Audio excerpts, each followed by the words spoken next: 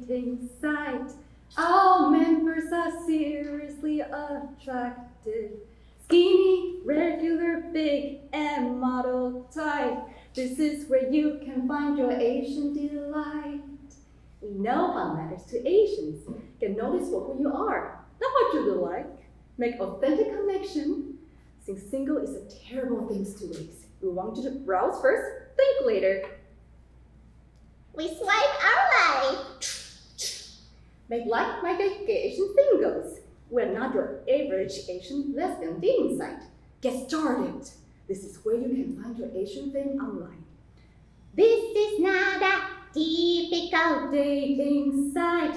Our members are seriously Attractive. Skinny, regular, big, and model type. This is where you can find your Asian delight.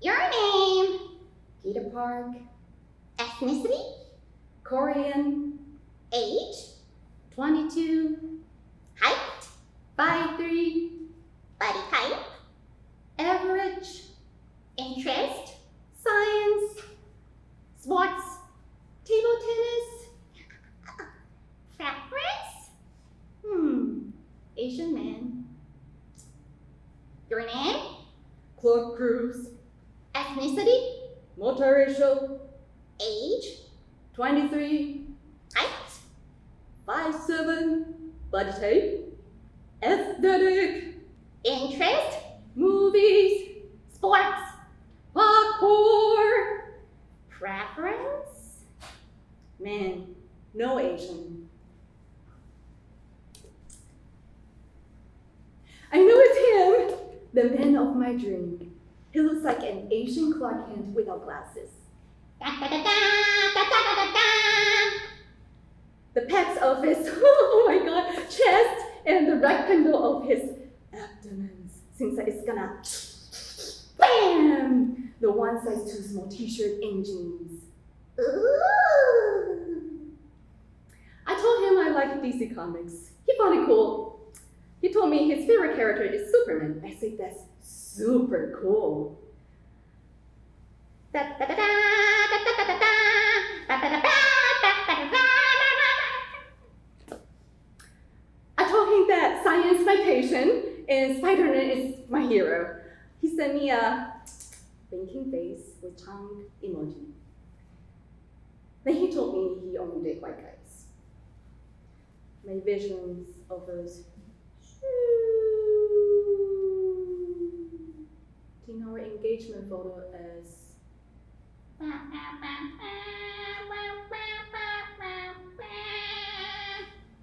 and Spider-Man sometimes things embarrassingly ridiculous. He said, "We were kind of cute in a Peter Parker sort of way when you left." Gone. And I know he would never come back.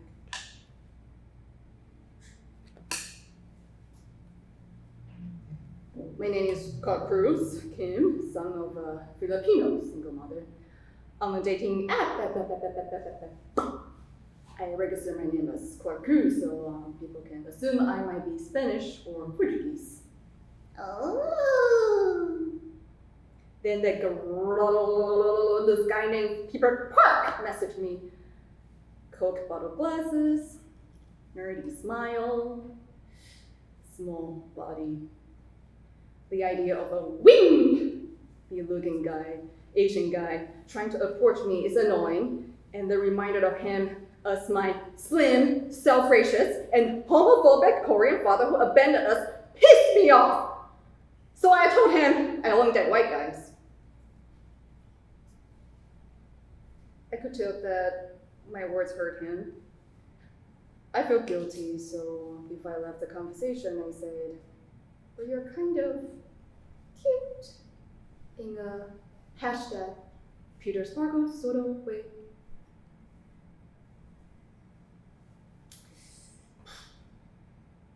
Your name, David Schmidt, Grace Wong, Vietnamese, Singaporean, 28, 19, Height. 6'1", 5'1", athletic, skinny, interest, wine, dining out, Sports. basketball, yoga.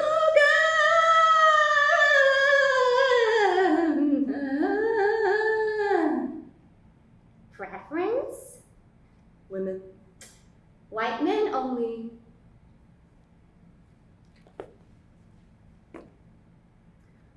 I grew up with 90% white people. As a tall kid, getting shoved in a locker, that's what never happened to me. I'm adopted, and people will assume I'm German American. They are Surprise! when they see me as the center in a basketball team, and I'm a tall Asian guy. Only dating app. Height and basketball are the first thing that I put on the list. Given Western dating culture, those are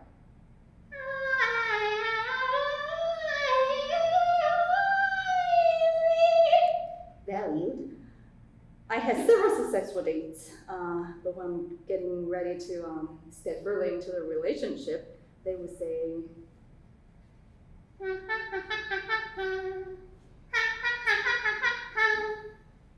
You are tall and cool as an Asian dude, and your English is perfect. But you're Asian, sorry.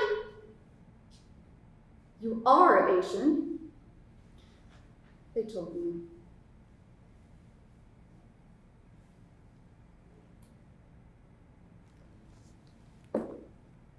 I only date WHITE white boys.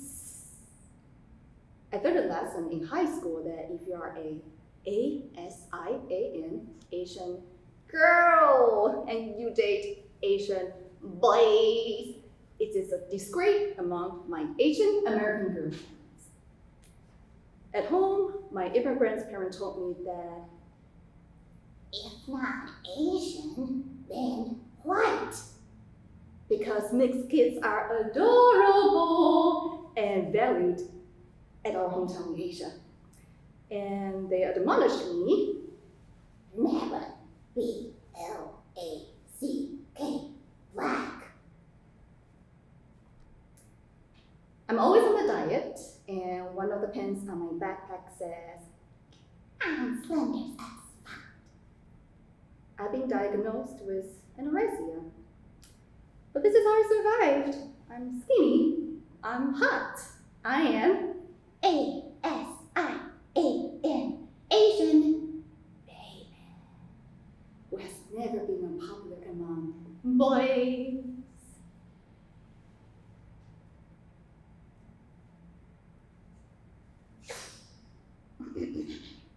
Your name.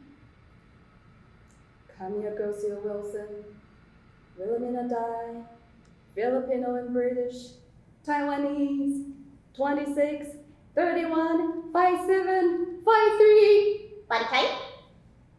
average. Prefer not to say. Interest. Writing, travel, Sports. cycling. Preference. Women, no preference.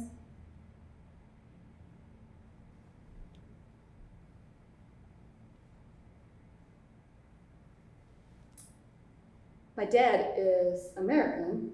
He met my mom when he was serving at a military base in the Philippines. My dad is a huge guy, and so am I. People say, Camille would look prettier if she was shaped like her mom. my Filipino grandma loves my big body. She came from a generation when everyone starved, and having a big body meant you were doing great. Dealing with my body image was harder than figuring out my bisexuality. I'm a good writer, and I was Happy, happy, happy, happy, happy, happy, happy, happy, happy, happy, happy, happy. when I found a dating app, so I could choose not to post pictures, but use words to be people rather than being judged by my body size. And I met Will. She was gentle, well-educated, and she loved my writing. We exchanged email, Ding ding, and messages ding ding. for months before meeting up. It went well, and neither of us minded that I'm much bigger than her. We have been together for 4 years now.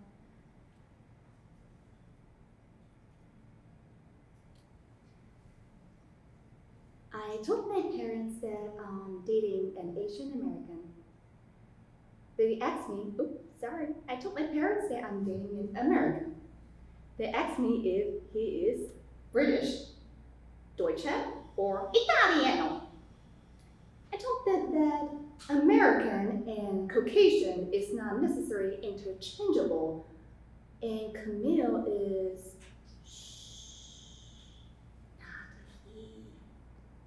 That was how I came out. I moved to the US when I was 24. I went to an Ivy League school and received my graduate degree. Although my English is pretty good, I'm always conscious about my accent. Dating app become a comfortable platform to meet people since it gave me time to put words together. Then I saw Camille's inviting profile. She was sincere, thoughtful, and patient with my slow typing.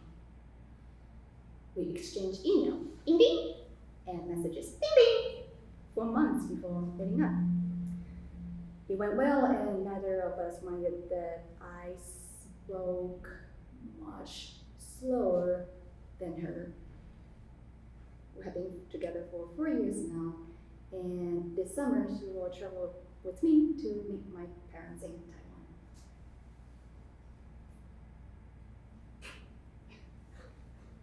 It's a match, it's a match, it's a match, it's a match, it's a match, it's a match, it's a match, match, match, match, match, match, match, match, M-A-T-C, match, match, match, match, match, match, match, match, match, match, it's a match, it's a match, it's a match.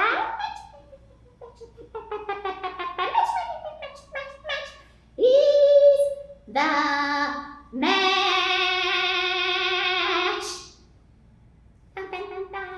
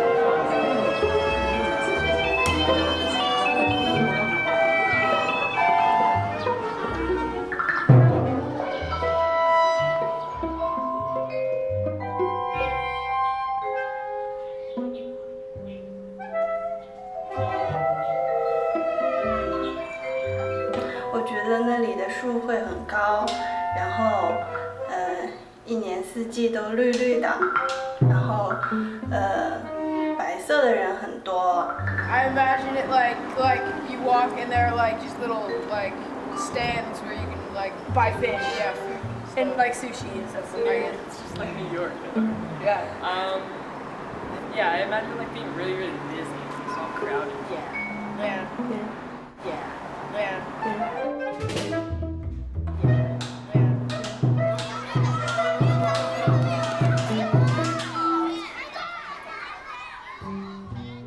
这一天也看不着人，在这儿外面数门前过几个人，一上午只过9个人。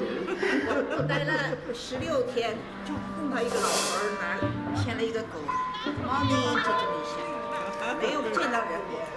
Cities are huge, they're developed.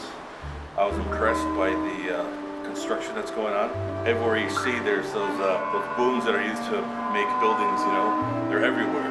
You know, and I remember coming out here in '83, this was kind of like that.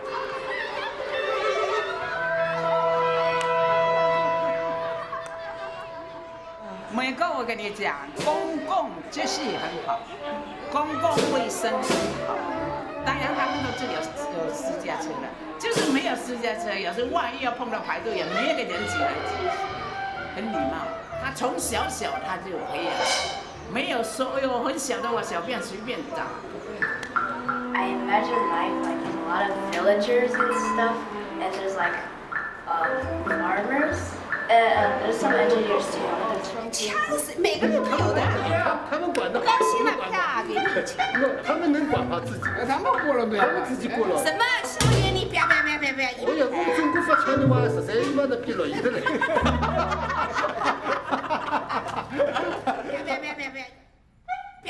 啪！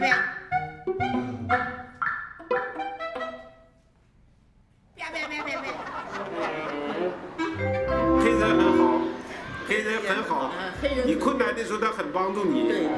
I know Obama, Lady Gaga, George W. Bush. 我喜欢 Republican， 我不喜欢 Democrat。Republican very brave.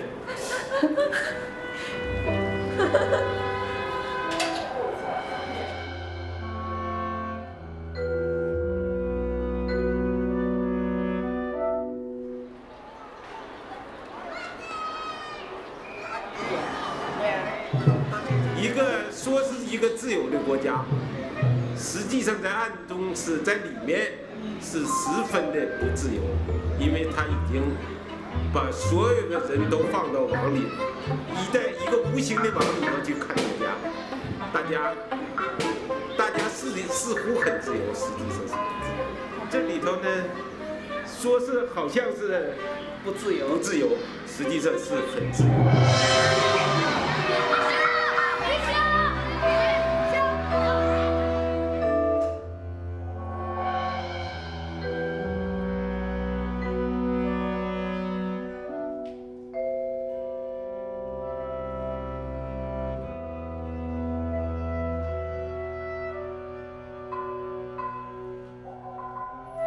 very, very rainy for just days and days on end. I think it's between drizzly and then it just pours rain all over you. I think of a lot of land, a lot of space, because it's such a vast.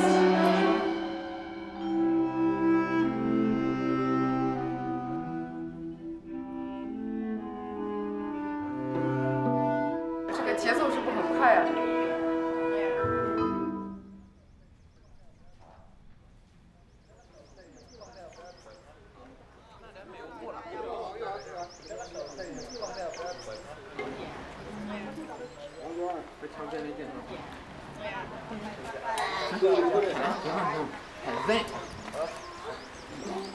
然后我觉得那里天空应该比中国的要蓝，不会有很多雾，然后晚上可能温度会很低，然后晚上会有很多人在那里喝啤酒啊、聊天啊，然后会有很多逛街的人。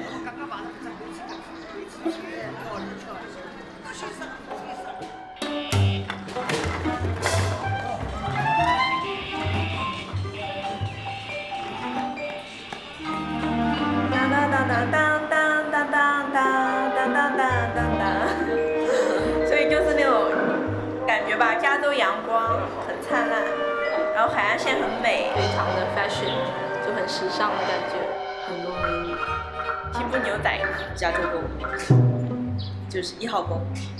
因为里面的歌词就讲了有很多 rock， 所以感觉加州是一个让人很沉醉，但是可能有很放纵，然后很堕落的地方，因为太美了，纸醉金迷那种感觉，所以人容易沉醉在里面。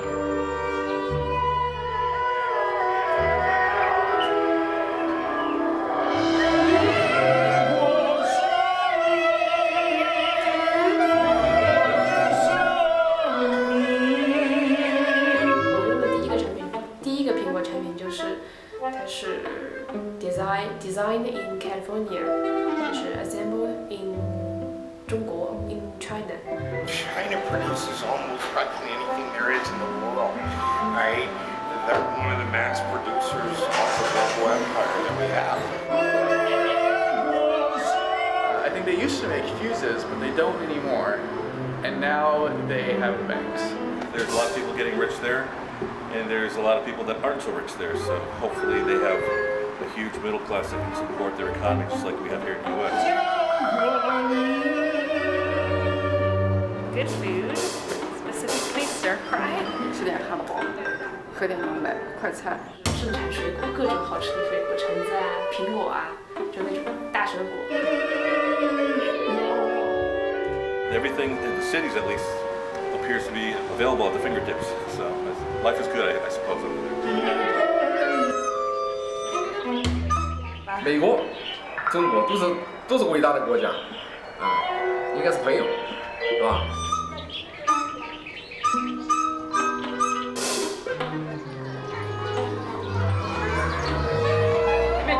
Yeah, they make like most of the literally stuff. everything. Because this bottle was made in China. I love Chinese food. Chinese food is really good. They make awesome chow mein. Yeah, I know. And orange chicken. chicken. Orange chicken is delicious. Right. That's good stuff. I have a question. So, is the food like the same here as it is in China? Like Chinese food? I don't think Is they it have better in pizza. China?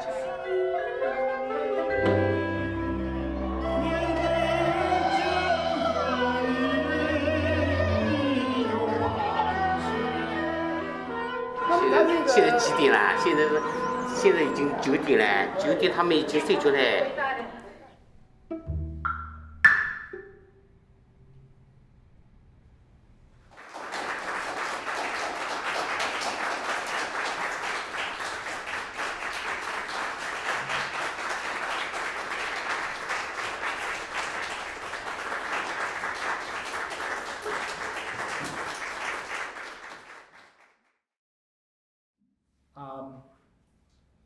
I think I want you to start. Okay.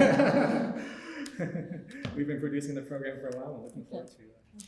Yeah. I didn't have much time to prepare for this. I was asked one yesterday. Essentially, yes. A lot of my work has to do with music and how it embodies someone's identity. It's not an easy thing, especially with music being rather abstract. But I'm always interested to know for composers who consider themselves Asian Americans, and I guess the one question I ask, do you consider your work Asian American or music or just music? See, because the title of this concert series is, well, concert today is Asian American Avant-Garde. So sometimes that is problematic for artists to be kind of pigeonholed into Asian American or just American composer. So I thought I would ask that question and see what you might have to say about that. Oh, okay. Still processing the questions. Yeah, yeah. But I mean, like, the whole things about Asian American identities, I mean, it's kind of, it's an imposed identity sometimes, you know, living in this country. And me personally, I was born here, but mostly grew up in Taiwan, and then came back in my early 20s. So I consider myself 1.5 generation, which is a very specific kind of identity, because I exist in both cultures to a certain point that I can fit in, I can adapt to both, and I am bilingual, but at the same time, not necessarily be able to fully fit in. It's like, it's a weird kind of specific kind of experience. So, and I have to learn what it means to be Asian in my 20s, because growing up in Asia, you don't have to have the awareness that you're Asian, because we're all just people there. So yeah, I think like Asian Americans is a very, yeah, it's a kind of external identity, something that's imposed onto you that that a lot of us have to figure out during our life. But at the same time, how can we, you know, like kind of reclaim our own identity? But then going to the music, I think for my piece, since I'm literally performing it, and I am Asian women body literally performing it. So, and it's about literally Asian stories, or Asian American stories. So, but in general, but like the music or the sounds I was playing with, it's also kind of, you know, some of the stuff that I was influenced culturally, that the kind of sounds I make, or the kind of timbre, or even musical skills or modes that I tend to just, it's like building into my cultural experience, are highly influenced by American culture. So you can see it's like, it's either some pop music-ish reference, and yeah, and then it's not really like, it's still like within, in general, Western European traditions, lineage, when it comes to musical materials or structure put together. And that's kind of also like the topics of colonization and colonialism that is still big topics now. That, yeah, maybe I'll pass it to you. I've been talking a lot. No, that's okay. Yeah. If I can answer your question. Yeah. I don't see myself as an Asian American. I'm Korean. I'm really proud to be a Korean. And I married an American man, but I want to keep my Korean passport. So when Hubert asked me about, send me your music, and then the title was Asian American Avant-Garde, and then I thought about, I don't belong to any category of their title, concert title, but I shared it.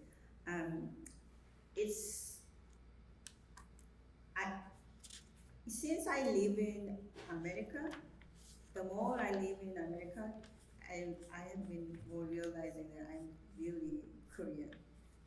And I didn't plan to use any Korean material in my music, but unconsciously I've been using the Korean material into my music. So it is, whether I name it or make a title about me Korean or Korean American, it's as a Korean, it is in my blood, in my flesh. It comes out unconsciously. So categorizing can be, as you mentioned, can be a little dangerous, in some way. But also, I have been working very closely with the Sejong Cultural Society in Chicago.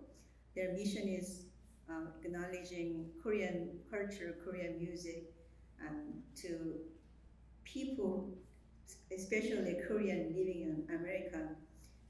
So it's someone who are living in this country as a Korean. They were born in here and living in there. Some of them never been in Korea. They wanted to show their Korean culture, Korean literature, Korean music.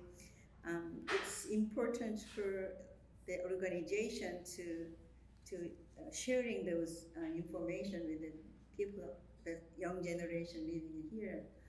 So I see this one as not categorizing or segregating the races, but more introducing and sharing things that there is another country that they have a different music and different culture.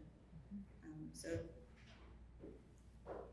identity, I think it's kind of different question, and also you are writing about it, and I'd be very curious about how you connect those different cultures subject.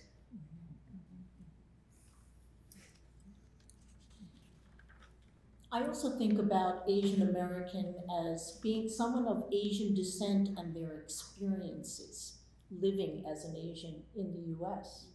So that's a way to think about your own work. Perhaps your experiences as an Asian living in the US has somehow shaped your music. Do you think that might be part of that? And if it does, in what way do you think your either Koreanness comes through in the music, or your experience of living in America may come to play in your music? And how are there certain elements, what elements, rhythms or timbres, sonorities, or just construction of the music? Or is there something that, have you thought of, conceptualized about how your music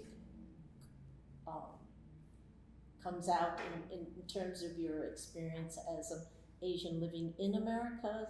Perhaps you've been exposed to other kinds of music or other people that perhaps have shaped your music. So that's another way to think about it. Yeah, you look like you want to say something. So my friend was, if I can share it, my friend is a story of it. He's a Chinese. We studied together in Chicago. When he was living in Chicago, and the music he wrote in Chicago, and now he moved to China. The music he's writing in China, totally different. Suddenly changes it. Okay. So when he was living in Chicago, his music is a little bit of a Chinese, like a color or like kind of tone, but it was quite like I would say maybe very little bit Asian scent, but it's still contemporary music. But when he moved in China, he sent me some music, and I feel like this is a totally Chinese music. So I don't know, but it is his music. Maybe another composers might be very different. So what I'm trying to say is that her music is like this because she's a Korean, or maybe his music is like this because he's a Chinese. I don't know if we can really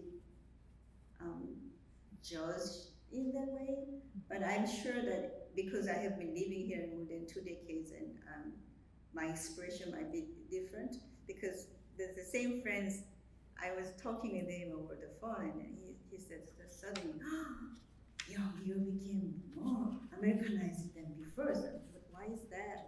And then you were saying, "Oh, great, that's wonderful." I was just saying that way.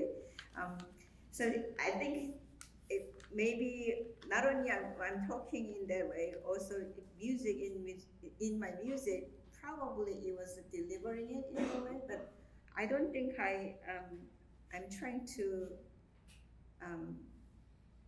write music that because I am living in here, maybe I express it this way. But some of my music, recently more, I have been using Korean folk tunes in my music as a material of my project. More, if I can share, is that I don't think I am trying to use the Korean material or American material or my experience. I have to use it there, but it is just naturally comes out, because when I writing something that I don't specify that, okay, because I listened to Lady Gaga's music yesterday, I'm using her music into my music, but unconsciously probably it was in my ear that, oh, that's really interesting, but it could make it maybe embedded in my music. Yeah. So, but what I'm doing it now is that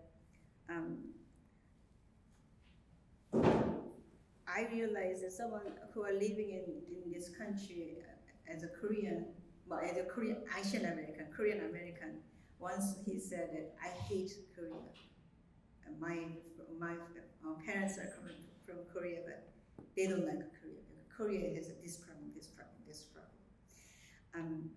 And I couldn't talk to him couldn't have a discussion about it, but what I wanted to tell him, or wanted to share with you, is that when I was studying in New York, I was living in international house, a 2 meter by 4 meter room with sharing bathroom with the friends. My neighbor, he was Indian, and whenever we go down to the what was it, park area, then the Indian friends get together, and they have the same t-shirts. India is so polluted, dirty, and it's a problem, blah blah, and then the back. But I love my country, India. So there was a very good educational close to me, and I actually it's the time the student to talk about he hates Korea, and they have a t-shirts with I love India. My country is a totally different time zone, but it's I think about different. We are living in this country as a different races. I think it's not more segregating, but it's more understanding or embracing the differences among people, especially in this country. It's we call America as immigrant country. There are differences, more differences you can find here, but in Korea, there are more Koreans, but they are all individually, all different. And how are you gonna name it? How can you make a title for those people? So I think I just speak. Yeah. Would you like to talk about your creative process? I'm always interested in how people put together their work. Go ahead. Oh, yeah, that one is, I wrote it in 2019, so it was a little bit a while ago. But that was the first piece I incorporated puppetry in my creative works, the very first one. And actually the score or text score was graphic notations, like little graphics that a lot of them, so different characters actually had different styles of drawing. And those drawings are kind of like some kind of prompts for musicians to have their creativity. So different singers might interpret it in a different way, what they're drawing and what these characters might come out of. And for the creative process, since I have a very strong idea that I want to talk about young Asian American experience in this country through the lens of dating world, specifically because it's like younger generations, online dating. So that was a lot of like journalistic approach, which I interview folks who are on dating app, because even though I'm talking about dating apps, I actually never use it, so I don't know how it works. But like, I feel like also give me some sort of distance because I'm not in it, so I might have some kind of perspective to talk about it and then talk to people who are in it, from like people who just came out from Asia to the States, to like Asian Americans who have been here for generations. And so yeah, gathering those materials, and also I was informed by some of the articles, even like the first two stories, the characters, the Superman and Spider-Man theme was based on an author, Illuminate, oh my god, I'm blanking on that, I'm so sorry. Yeah, but it's like a existing like solo man theater play. So that's all this, and also like some of the newspapers, like column talking about specific topics. So it's like a combination of many materials, and yeah, and I kind of, and then since this piece have quite some heavy, like very straightforward swear words or like pretty intense materials, and puppetry somehow create a little bit safe distance for people to process information because of the quote-unquote cuteness of this little creature. So yeah, I actually got this idea because I was working as an elementary school teacher and children museum specialist, and that story times how I got into puppetry. And I do notice that my students, a lot of them are from low-income neighborhood, from very like rough and tough household. Like puppetry really opened up their imagination, but also like be able to process their feelings and get to know the world. So that's how I got the idea that why not then also use it on adults. So I brought a puppet piece for adults. That's kind of how it came out. Yeah. Yeah. Finish. Thank you so much, Susan, for moderating this. I wish we had more time to look through so many more of these very interesting issues. I just wanted to, I realized I didn't actually give Susan a proper introduction. Susan was my former colleague at Northeastern University, an ethnomusicology professor and emerita. And Susan, your book is coming out. Yeah, January 15th. Yeah. Sounding Our Way Home, Japanese American Musicking and the Politics of Identity, from University Press of Mississippi. So we're really excited to be reading that just in time for Christmas presents. Thank you all for speaking about the artistic process, about issues of identity. Thank you, Susan, for moderating us. And thank you all for coming to this show, our opening concert for our 49th season. We have another concert down in Quincy, which will continue with some of these themes, maybe with some of the same pieces, maybe with some different pieces. So please sign up for our websites, for our email lists. It's on the very back. You can do it now. There's a QR code. Just scan, and you'll be the first to be notified of any new announcements of new concerts and happenings in Dinosaur Annex. Thank you all very much, and good night.